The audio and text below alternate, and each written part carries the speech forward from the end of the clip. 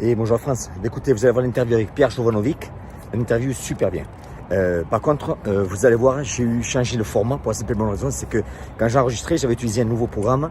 Et en fait, Pierre Jovanovic, sa voix, elle est parfaite. La mienne, il y a un écho qui est énorme. Regardez, écoutez. Et de suite, en fait, la façon dont Pierre Jovanovic. Alors, ce que j'ai fait, en fait, au lieu de laisser cet écho, parce que c'est très désagréable et ça va vous torturer, j'ai mis tout simplement les questions que j'ai posées, je les ai mis en écrit et en même temps vous allez entendre ma voix juste derrière, comme ça vous allez comprendre en fait aux questions qu'il répond. Voilà, en tout cas, appréciez bien cette interview parce que ça a été vraiment génial. Merci beaucoup. Alors quand j'ai regardé des vidéos de Pierre Jovanovic, j'ai été surpris, c'est que des fois on voit son chat Iris dans les vidéos, et je lui ai demandé tout simplement, c'était quoi cette passion en fait pour les animaux? Oh, bah, écoutez, j'ai eu des chats depuis que je suis enfant, hein, donc pour moi, c'est une habitude, hein, puis comme beaucoup de gens, j'ai un contact, comment dire, assez prodigieux avec le chat. Enfin, avec tous mes chats, hein, j'en ai pas eu beaucoup, mais avec tous mes chats, il y avait toujours ce lien qui était vraiment extraordinaire, quoi. J'ai des chats qui sont en fait chiens. Je sais pas comment expliquer ça. Hein, qui ont des comportements de chiens en fait. C'est très curieux. Hein. Voilà.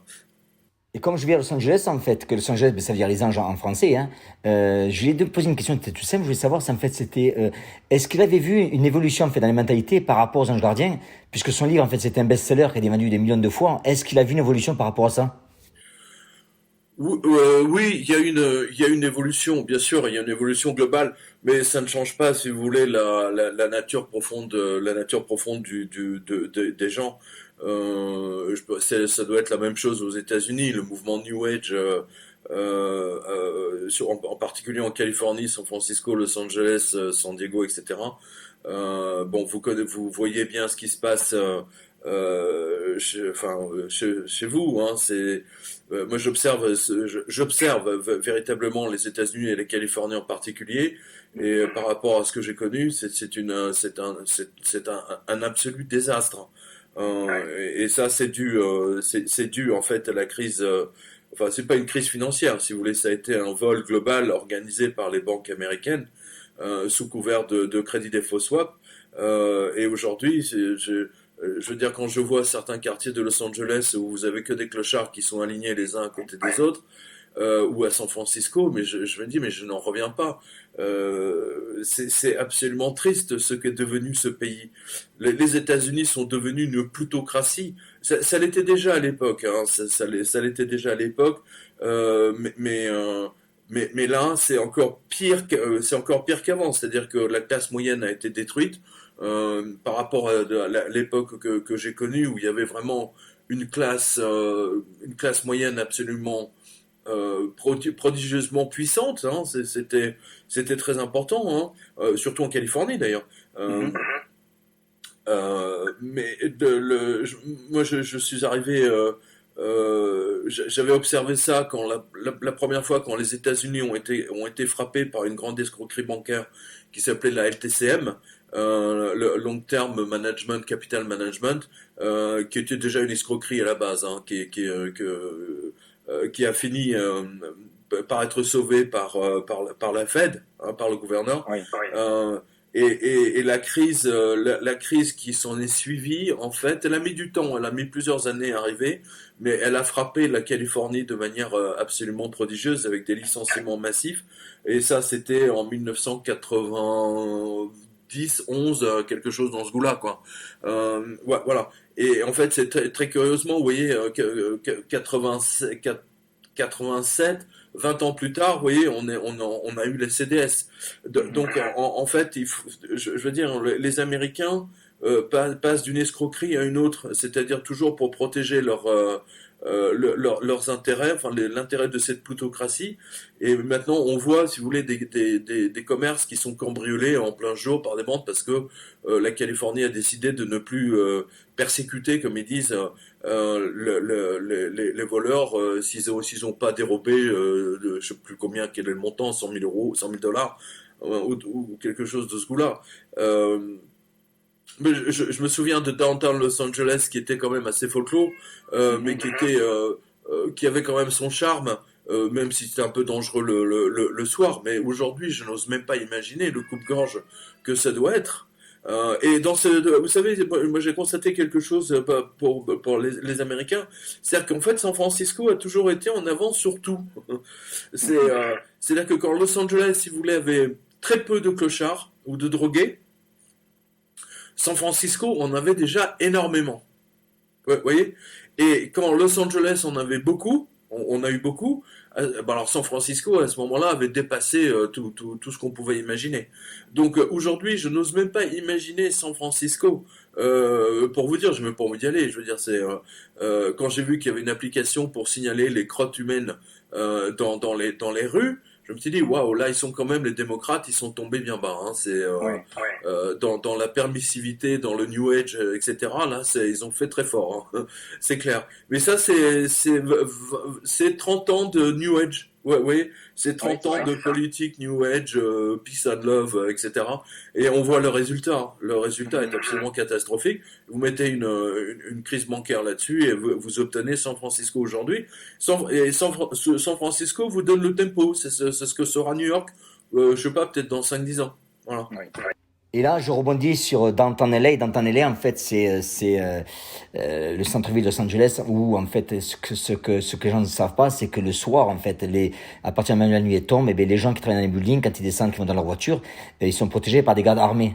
Donc, je le mets au courant de ça, quoi.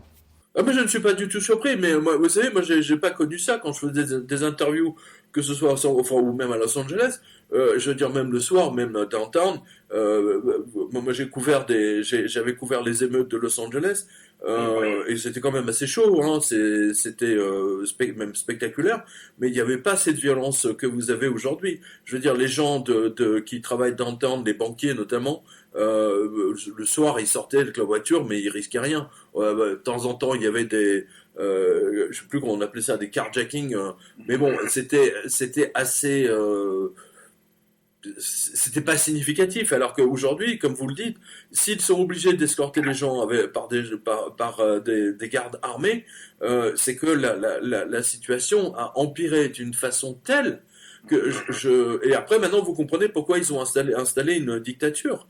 Hein, c'est pour essayer de contrôler tout ça, mais ça leur échappe. Bien sûr. Ça leur échappe. L'Amérique est un pays absolument merveilleux au sens où les Américains sont des travailleurs absolument extraordinaires, où ils vous embêtent pas avec toute une histoire derrière eux, où toutes les idées sont bonnes ou examinées, et on vous donne Silicon Valley, hein, le meilleur exemple, hein, c'est clair. Et puis en même temps, si vous voulez, au niveau politique, comment dire, tout ça est contrôlé par vraiment une plutocratie. Vous savez, moi j'ai rencontré Nancy Pelosi à l'époque quand je suivais Clinton, et Nancy Pelosi, je me souvenais de la différence qu'il y avait entre républicains et démocrates, c'est que les démocrates, les jupes des femmes démocrates étaient nettement plus courtes. Oui.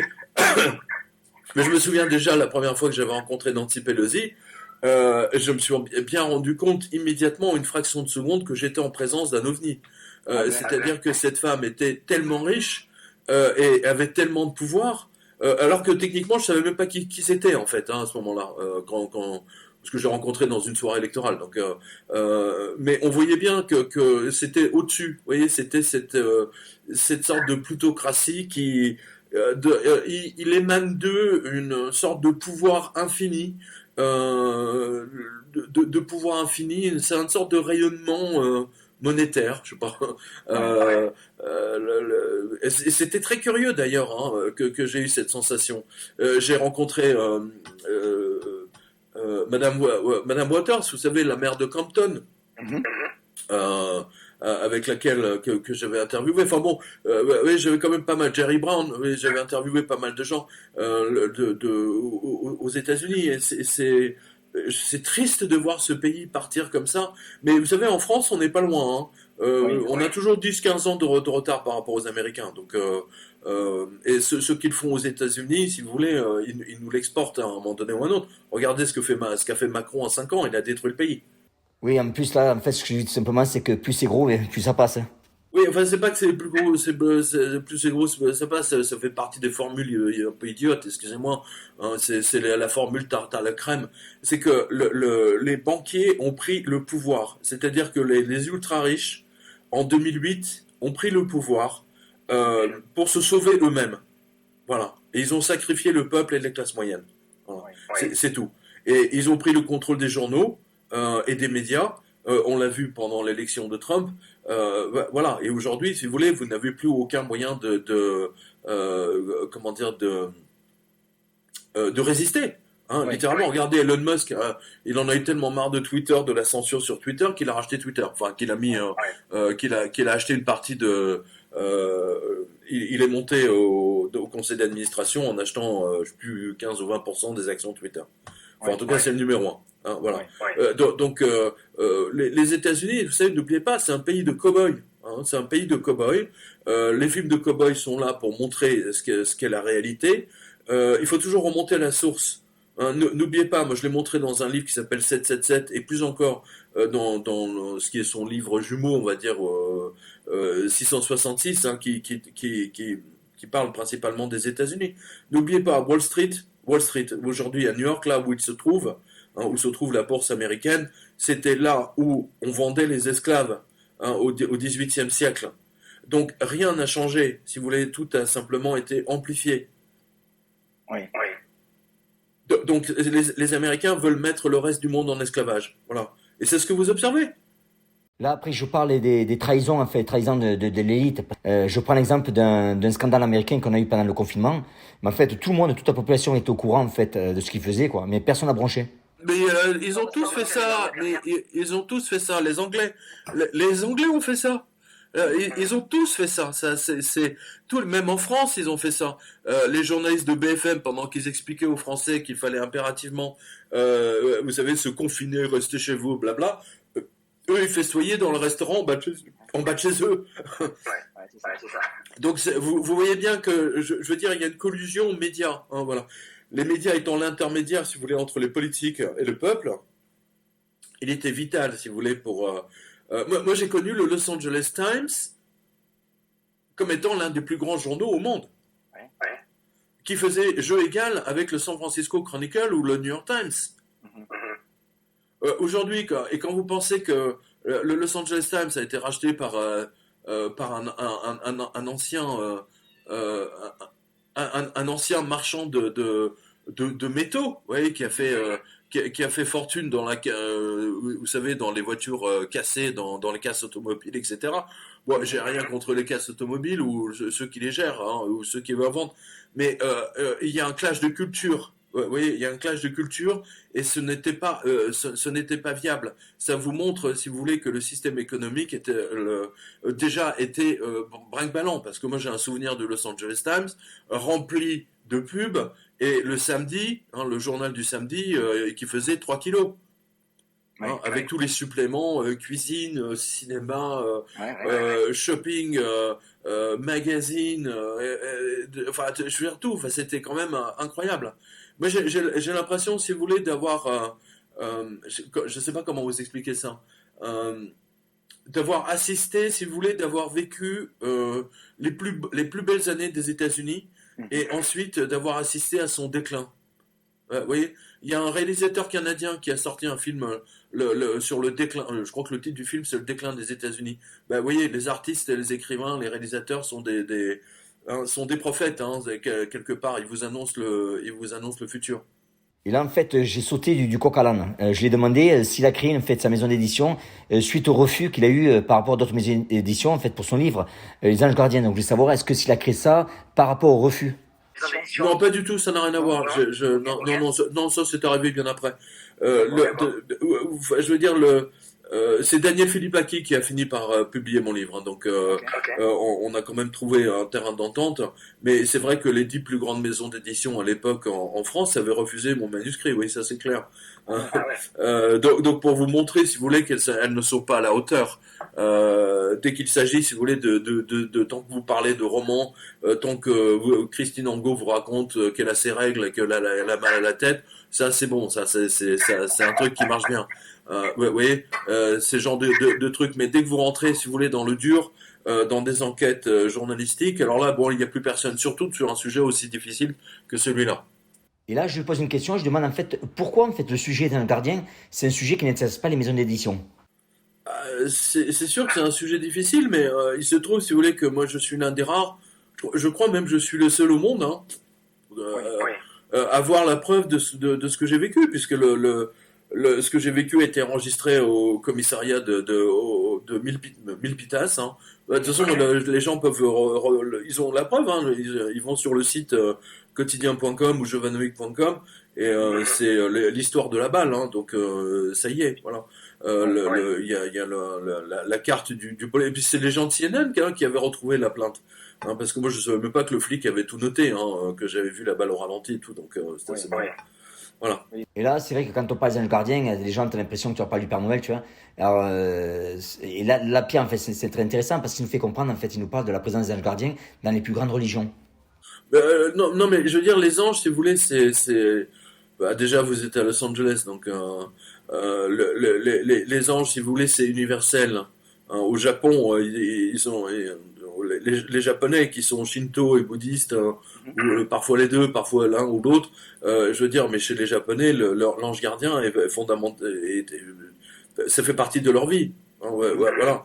En japonais, c'est Tenji, vous voyez. Donc, il n'y a rien si vous voulez, c'est ma manière, c'est la manière dont je me suis pris pour écrire ce livre, hein, pour faire cette enquête qui n'a rien à voir avec un livre de religieux ou voilà, c'est tout. Là, c'est un nouveau sujet, en fait. Je lui ai demandé, en fait, qu'est-ce qu'il ferait s'il devait se reconvertir professionnellement.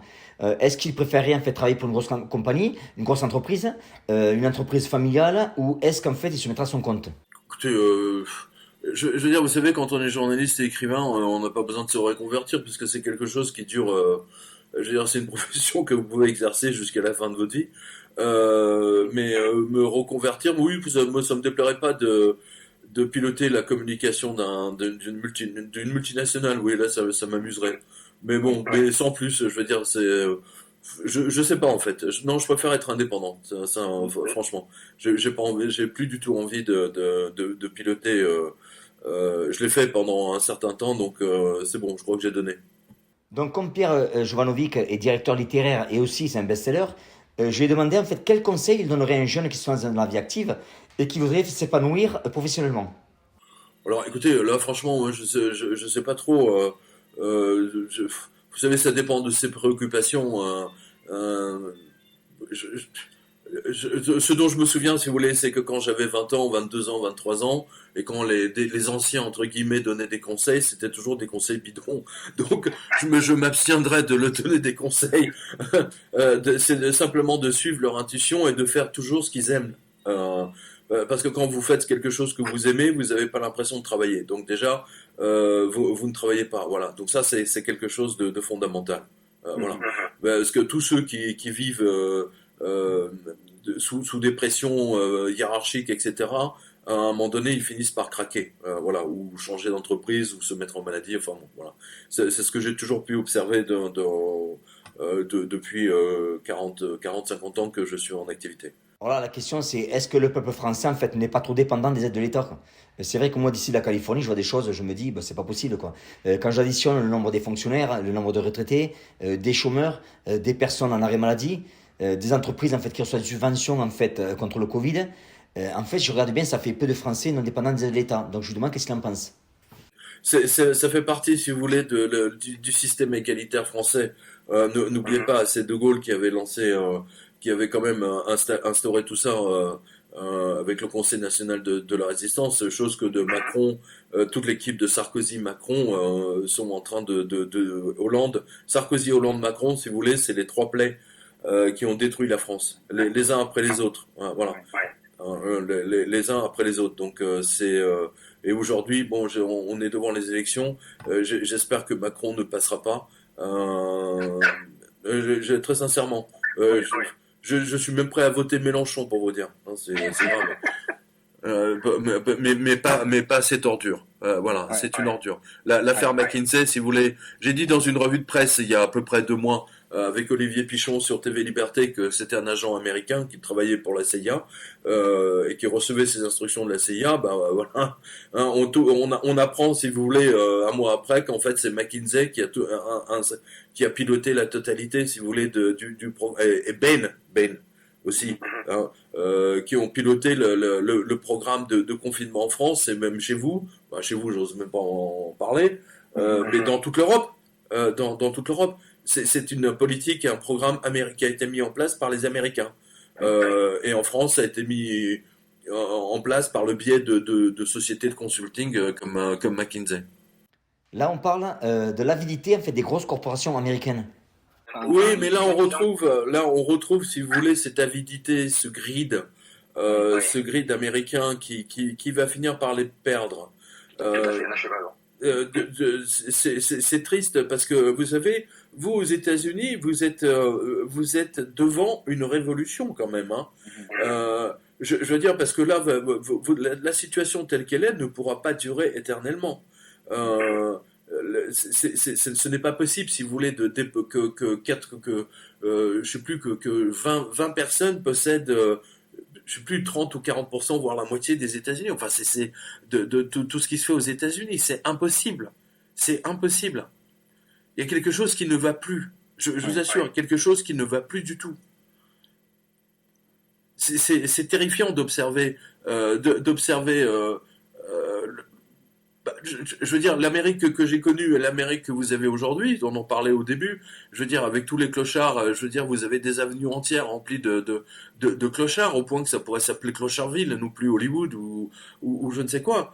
C'est quand même absolument extraordinaire. Quelque chose ne va pas. C'est en train de vous montrer, si vous voulez, qu'il y a des pans entiers de la société américaine qui sont en train de tomber, qui sont clochardisés. Et ça ne dérange pas des gens qui ont plusieurs dizaines de milliards sur leur compte personnel, bancaire. Enfin, moi, je trouve ça, mais qu'est-ce qu'ils vont en faire? C'est comme Bill Gates, qu'est-ce qu'il va en faire? C'est quelque chose qui ne colle pas. Regardez la fortune des Pelosi, par exemple. Enfin bon, voilà, donc c'est... je vous dis, quelque chose ne colle plus du tout. Parce que la plutocratie, si vous voulez, a pris le pouvoir. Et là, maintenant, nous, on le voit, si vous voulez, les Français ont enfin ouvert les yeux avec cette affaire McKinsey. Il était temps. Hein, je ne sais pas si ça va peser sur le résultat du premier tour. On va le savoir dimanche. Mais ça va être quelque chose de grandiose. Hein. Ça c'est certain. Et j'explique en fait le fossé qu'on voit ici entre les riches et les pauvres. Et je lui prenais l'exemple en fait, d'Hollywood. D'Hollywood, en fait, vous avez des maisons qui font des dizaines de millions d'euros. Et vous passez une rue, en fait. Et puis, vous avez, en fait, des rues, c'est que des clochards, quoi. Ils vivent dans des poches en plastique, ils se construisent des choses, c'est incroyable. La différence entre une rue et l'autre rue, c'est immense. C'est ça. En fait, il y a quoi? Il y a 10 mètres d'écart, c'est ça? Oui, un truc comme ça, ouais. Même pas plus. D'accord. Et la côte et Santa Monica, c'est comment? Donc, avant de parler de Santa Monica, je lui explique en fait que Venice Beach, en fait, maintenant, c'est pire qu'Hollywood. C'est même plus la peine d'aller à Venice Beach. Le soir, c'est un coupe-gorge. C'est même plus la peine. Ah, c'est même plus la peine. Ah non. Et là, en fait, je prends l'exemple de la salle, le Gold Gym de Venise, qui est la mecque du bodybuilding. Moi, à mon époque, c'était incroyable, c'était ouvert à tout le monde, il n'y avait pas de problème d'insécurité. Et maintenant, en fait, le Gold Gym Venise est entouré de fils barbelés. Tout autour du Gold Gym, c'est que des clochards. C'est vraiment une ville qui entoure le Gold Gym. Et c'est vrai que c'est impressionnant pour les gens qui ne connaissent pas. Et Santa Monica, là aussi, sur la plage? Pour Santa Monica, en fait, je lui explique que, en fait, la troisième rue, the Third Street, qu'on appelle chez nous, ce qui est la rue la plus touristique, et ben, en fait, dès que la nuit tombe, en fait, c'est la nuit des morts vivants, c'est-à-dire que les clochards prennent la rue, et puis le matin, quand le jour se lève, ils s'en vont. Et je lui explique, en fait, que c'est vraiment des morts vivants qui sont, en fait, à Santa Monica. Oui, alors que c'est quelque chose qui n'existait pas dans les années 80, 90, etc. J'ai fait d'innombrables voyages aux États-Unis.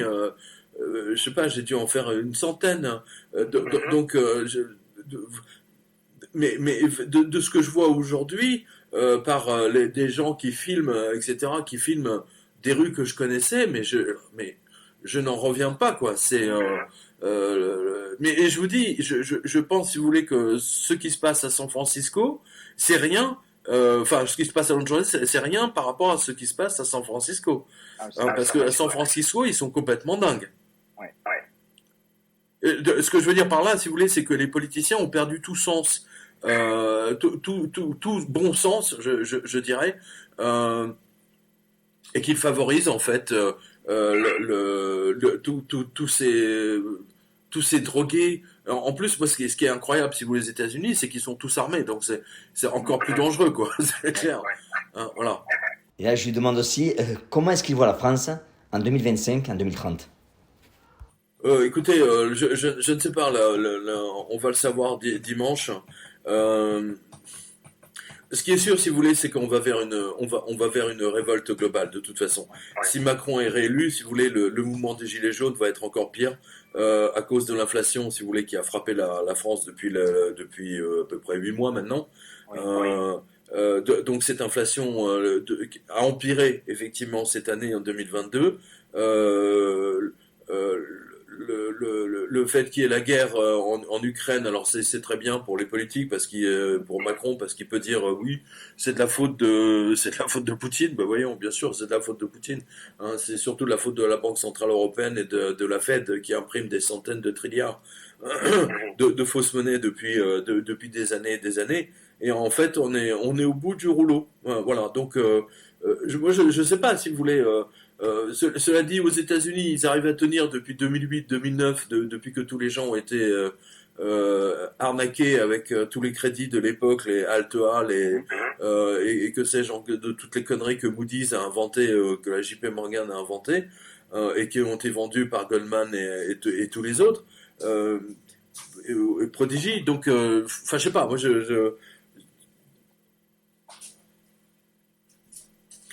c'est clair, si vous voulez, que les cartes, si vous voulez, ne sont plus les mêmes. Et à un moment donné, si vous voulez, les morts vivants, si vous voulez, seront tellement nombreux qu'à un moment donné, ils vont s'attaquer aux maisons des riches. À un moment donné, la faim va les faire sortir, si vous voulez. Voilà. J'ose même pas imaginer ce que ça doit donner, si vous voulez, du côté de Point Dume ou de Malibu, ainsi de suite, quoi. Je veux dire, je sais pas s'ils ont installé, s'ils se sont installés là-bas aussi, ou sur toute la côte de la route, vous savez, de la Pacific Coast Highway qui va jusqu'à San Francisco, mais ou comment dire, des villes qui étaient des perles auparavant et qui aujourd'hui se sont transformées en enfer, quoi. Question simple, je lui demande, à son avis, est-ce que l'euro va survivre avec le conflit en Ukraine? Non, il ne survivra pas, mais bien sûr il ne survivra pas. Évidemment qu'il ne survivra pas. De toute façon, si vous voulez, il ne cesse, si vous voulez, d'imprimer pour cacher la faillite. Donc c'est toujours pour remonter au cric Wall Street, hein, parce qu'ils ont tous leur billes là-dedans. Mais à un moment donné, si vous voulez, quand vous imprimez trop de billets de banque, à un moment donné, ça doit être gravé, si vous voulez. Il faut que ça soit compensé par le marbre des tombes. Hein. C'est ce que j'écris dans le livre 666, qui est consacré justement aux États-Unis, hein, à la révolte des peuples. Hein. C'est ça c'est ça la clé, la clé, littéralement. Et là, je mets une petite blague, je lui dis qu'en fait, que la planche à billets ici aux États-Unis, même partout dans le monde, en fait, elle marche 28 heures sur 24. Et tourne 28 heures sur 24, c'est pour ça que je vous dis que Washington, ce sont devenus des criminels, en fait. Ce sont devenus des criminels. Hein, pour lancer regardez comment ils ont traité... regardez comment vos élections ont été truandées. Je veux dire, l'Amérique qui soi-disant donne des leçons de démocratie au monde entier et qui truande ses propres élections. Non, mais j'ai suivi les élections. J'ai vu six pelés de tondus face à Joe Biden. Hein, puis on les faisait mettre à 5 mètres l'un de l'autre à cause du Covid, soi-disant. Hein, et puis en même temps pour Trump, il y avait 25 000 ou 30 000 personnes sur un tarmac d'aéroport en Alaska par -10 qui l'attendaient jusqu'à minuit.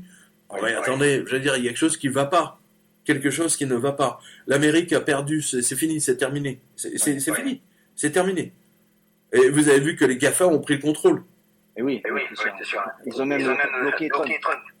Oui, non, mais c'est tout est dit. Je veux dire, tout est dit. Je veux dire, quand un type, si vous voulez, comme Jack Dorsey, que j'ai rencontré, qui est un garçon complètement sympathique, hein, je l'ai rencontré parce qu'il vient manger dans un restaurant à côté de chez moi, quand il est à Paris. je veux dire, interdire Trump, mais c'est complètement dingue. Le mec est président des États-Unis. Lui retirer son compte Twitter. Non, mais vous imaginez un peu. Ces mecs sont devenus fous. Vous savez, ces mecs sont comme Pablo Escobar. Ils sont devenus fous. Ils ont tellement d'argent qu'ils pètent un plomb. Ils s'estiment, si vous voulez, plus importants que le peuple. Ou que la volonté du peuple. C'est des psychopathes. L'argent rend fou, hein, c'est bien connu, mais là on a la preuve. Hein. Et là on aborde en fait un sujet important, c'est l'inflation en France. C'est-à-dire que l'année dernière on a eu 15% d'inflation, l'INSEE en a déclaré 2,3%, donc déjà vous voyez le mensonge, et là cette année on va être je pense à 25%, 30%. Bon, voilà. Je demande à Pierre Jovanovic comment lutter contre l'inflation. Est-ce qu'il a des idées par rapport à ça? Je veux dire, achetez tout ce que vous pouvez, tous les produits qui durent 1 an, 2 ans, 3 ans, achetez-les maintenant parce que à un moment donné, si vous voulez, ça va vraiment, ça va vraiment monter quoi. C'est tout bête, hein. C'est pas un conseil bien sorcier. Une des questions importantes que je lui pose, je lui demande en fait qu'est-ce que va devenir le marché immobilier s'il y a un krach financier? On a bien vu ce qui s'est passé en 2009. Qu'est-ce qui va se passer? Écoutez, mais pas seulement qu'en France. Je veux dire, le marché immobilier, de par une poussée naturelle, si vous voulez, de la démographie, fait que tout le monde sera toujours en demande d'appartements et de maisons. Voilà.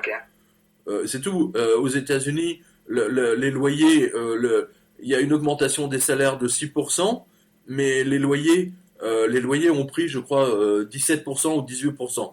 Donc, vous voyez que l'immobilier reste un placement raisonnable face à l'inflation. Hein, voilà, c'est tout. D'accord.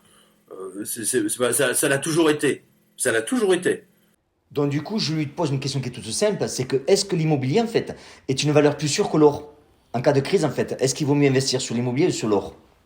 C'est-à-dire, ça répond pas ça ne répond pas du tout aux mêmes critères. Vous savez, à un moment donné, il y a des gens, ils ne veulent plus s'emmerder avec avoir 2, 3 maisons, 4, 5, ou vous voyez, ça leur suffit. Donc ils préfèrent mettre ça à un moment donné dans des lingots d'or. Les lingots d'or, si vous voulez, c'est pour 10 ans. Hein, on l'a vu. Hein, voilà, c'est tout. Bien que la Fed bidonne totalement le cours de l'or. Parce qu'ils ne veulent pas perdre l'hégémonie, si vous voulez, du dollar. Mais là, ils sont en train de perdre l'hégémonie du dollar. Et c'est à partir du moment où le dollar va partir en vrille que la grande révolution va arriver aux États-Unis. Je lui demande en fait si la France, à son avis, peut faire faillite comme la Grèce. Mais attention, la Grèce n'a pas fait faillite. Ils se sont débrouillés pour ne pas la mettre en faillite. En revanche, ils l'ont endettée jusqu'en 2060. Voilà, c'est ça. Et l'Allemagne a pris le contrôle de la Grèce. Donc, il n'y a pas de faillite. Il y a endettement et esclavage. C'est beaucoup plus intéressant pour les banquiers et pour les pays que un pays. Le Liban vient de faire faillite. Et les Saoudiens vont en prendre le contrôle. Voilà. Les Saoudiens vont prendre le contrôle du Liban. Donc, je pose en fait à Pierre Jovanovic une question, c'est que si je comprends bien, en fait, est-ce que les banquiers en fait, sont les plus responsables des faillites et des guerres dans le monde? Est-ce qu'ils n'ont pas de responsabilité dans tout ça? Non, c'est pas les pires, les banquiers, surtout aux États-Unis. Non, c'est pas les pires, c'est pas vrai. J'ai suffisamment écrit sur le sujet, je traite le sujet depuis 15 ans, même plus que ce que je raconte depuis 40 ans. Ce ne sont pas les banquiers. Les banquiers, si vous voulez, c'est quand même assez bête dans l'ensemble. Hein, ce sont des gens qui comptent. Hein, ils passent leur temps à compter, hein, à regarder des bilans, hein, à faire le positif, le négatif. Voilà. Ce sont des gens qui comptent, c'est tout. Dans leur très grande majorité. En revanche, les politiques à Washington, là, c'est autre chose, là. Attention. Là, c'est carrément autre chose. Hein, donc, il y a des affaires géopolitiques. Regardez l'affaire Hunter Biden. Je vous rappelle la première fois que j'ai parlé de Hunter Biden, c'était en 2012 ou 2014, je sais plus, où il a été nommé comme PDG d'une très grosse compagnie de pétrole en Ukraine. Ça a choqué personne que le fils du vice-président des États-Unis nomme son fils à la tête d'un conglomérat ukrainien. Ça a choqué personne aux États-Unis d'ailleurs. C'est tout à fait étonnant. Là, je reviens en fait sur l'addiction des Américains aux cartes de crédit. C'est vrai qu'ici aux États-Unis, tout le monde a des cartes de crédit, quoi. C'est normal en fait d'avoir 10-15 cartes de crédit ici, c'est classique. Oui, non, mais je sais, mais c'est ce que je vous ai dit. Le crédit, si vous voulez, c'est l'esclavage. Donc, je sais, moi, j'avais mon amie américaine, elle avait 25 cartes de crédit, y compris pour Victoria's Secret. Et je me souviens, j'avais pété un plomb un jour, j'ai regardé dans son truc, et, et, et le taux d'intérêt de sa carte Victoria's Secret, ou je sais plus quelle, je crois que c'était de genre 28%. 28% de taux d'intérêt. Non, mais attendez, mais c'est du grand n'importe quoi. Euh, mais les États-Unis, si vous voulez, sont dans le paraître. Hein. Sont dans le paraître. Donc vous êtes dans le paraître. Il faut avoir la plus grosse maison, la plus grosse voiture, la femme trophée qu'on exhibe, etc. Parce que toute la société américaine est organisée comme ça. Hein, voilà. Enfin, moins à San Francisco, mais on a vu les dégâts que ça fait dans l'autre sens. Donc, euh, non, en revanche, les politiques, regardez Zbigniew Brzezinski, il a écrit exactement tout ce que les États-Unis allaient faire pour contrôler le monde. Aujourd'hui, si vous voulez, les Américains veulent contrôler le monde. Voilà, c'est tout. C'est pas plus compliqué que ça. Ils disent aux Chinois, vous ne toucherez pas à Taïwan, comme si ça les regardait, vous voyez. L'Ukraine, ils sont en train de forcer les Européens à quasiment aller dans une troisième guerre mondiale. Tout ça pour sauver les fesses de Hunter Biden, du fils de Nancy Pelosi, qui lui aussi a du business là-bas, euh, euh, de, de, de John Kerry, qui a des affaires là-bas en Ukraine, d'une vice-ministre, d'une ancienne ministre canadienne. Enfin bon, vous avez tout ça sur quotidien.com, hein, vous pouvez le vérifier. Hein, voilà. Donc moi autant je respecte, si vous voulez, les Américains pour leur capacité de travail insensée. C'est un peuple extraordinairement courageux, c'est remarquable. Euh, mais les politiques, les politiques de Washington, si vous voulez, sont complètement fous, quoi. Je sais pas, c'est très étrange, c'est vraiment très très étrange. On a vraiment l'impression, si vous voulez, qu'ils veulent rien ne leur suffit, si vous voulez. Contrôler tant de pays, ça ne leur suffit pas. Il faut qu'ils contrôlent la planète entière. Et le vider. Ce sont devenus des vampires. Véritablement des vampires. Il y a plusieurs journalistes américains qui avaient accusé de Goldman Sachs notamment et les banques américaines d'être des vampires, c'est-à-dire sucer le sang des Américains par les taux d'intérêt absolument prohibitifs. Mais comment dire, les politiques à Washington, eux, veulent sucer le sang des Européens. Hein, c'est pour ça qu'ils contrôlent aujourd'hui l'Union européenne. Après, ma prochaine question, en fait, c'est par rapport à la garantie des 100 000 dollars que promettent les banques françaises en cas de faillite bancaire. Et là, je lui demande, en fait, j'aimerais bien avoir son avis, quoi, l'avis de Pierre Joanovic, qui est un expert dans le domaine, pour savoir, en fait, si cette garantie, pour lui, elle est réelle. Les 100 000 euros? Oui. Mais ça, c'est pour les banques françaises. Vous avez la FDIC qui vous garantit, de mémoire, je crois que c'est 200 ou 250 000. Donc, vous voyez déjà que c'est une arnaque. Donc, déjà, c'est une arnaque. Déjà, en France, c'est une escroquerie. Vous savez pourquoi? Parce que les Roumains, qui eux gagnent, je sais pas, leur salaire médian est de 800 euros, ils sont quand même garantis à 100 000 euros. Ouais, vous voyez? Alors que les Danois, par exemple, alors, qui eux gagnent, ont des salaires, je sais pas, ça doit être genre 4 000, 5 000, ils sont aussi garantis à 100 000.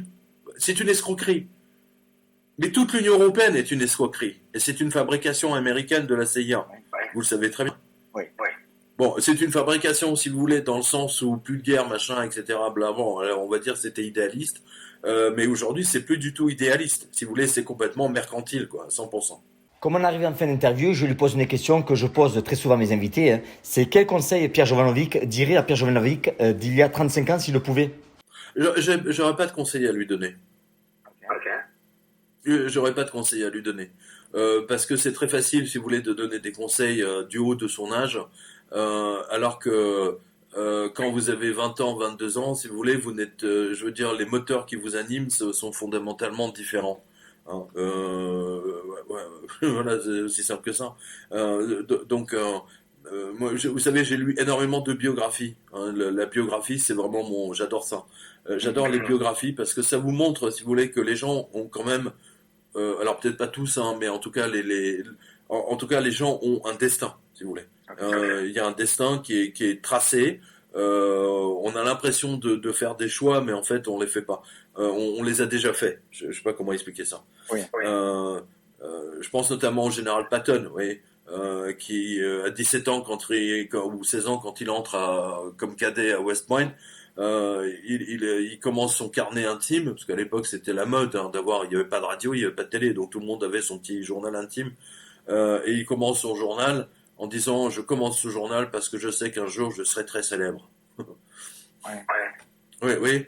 Vous avez énormément de gens. Vous avez le chef étoilé Guy Savoy, si vous voulez, qui explique que quand il était môme, il était à fond dans le truc de cuisine, etc., que ça le passionnait. Vous avez Karl Lagerfeld qui expliquait que quand il était ado ou quand il avait 10 ans, il dessinait. Yves Saint Laurent, pareil. Il dessinait des robes pour sa tante, pour sa sœur. Il dessinait des robes. Ouais. Vous comprenez? Oui. Donc il y a déjà fondamentalement quelque chose d'inscrit, si vous voulez, dans le destin, dans la personne, et elle doit accomplir son destin. Oui. Et son destin n'a strictement rien à voir avec. Vous pouvez pas le comparer au destin d'un Indien ou d'un Africain qui est en train de mourir de faim, parce que c'est pas la même, comment dire, c'est pas la même finalité. Voilà, il y a des esprits, si vous voulez, qui s'incarnent, mais là on rentre dans tout ce qui est réincarnation et expérience aux frontières de la mort. Nous on a beaucoup publié, vous avez des travaux de Newton notamment.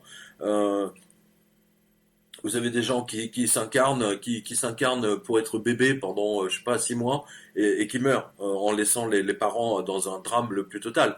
Voilà, vous savez, moi j'ai interviewé Elisabeth Kubler-Ross et j'ai passé 2 jours avec elle parce qu'elle était très très très attachée au fait que je m'intéresse à ce qu'on appelle les anges. Parce que elle les a pendant tout au long de sa carrière, elle les a croisés, mais elle ne pouvait pas en parler ouvertement aux médecins. Voilà. Donc là, on est dans un autre domaine. En revanche, ce qui est intéressant, si vous voulez, c'est le bien commun. Donc, est-ce que vous œuvrez pour le bien commun ou est-ce que vous œuvrez pour la destruction du bien commun?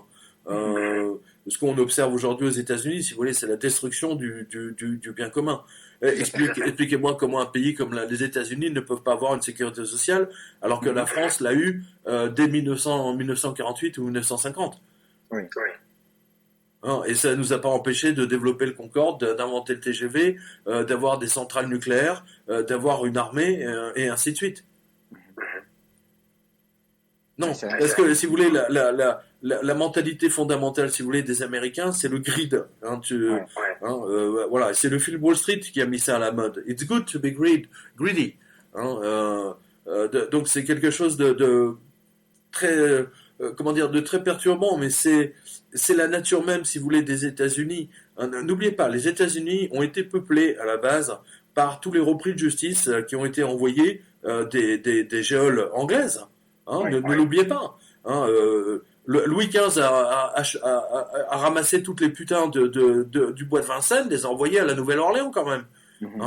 Faut pas l'oublier. Bah oui, on a tendance à l'oublier.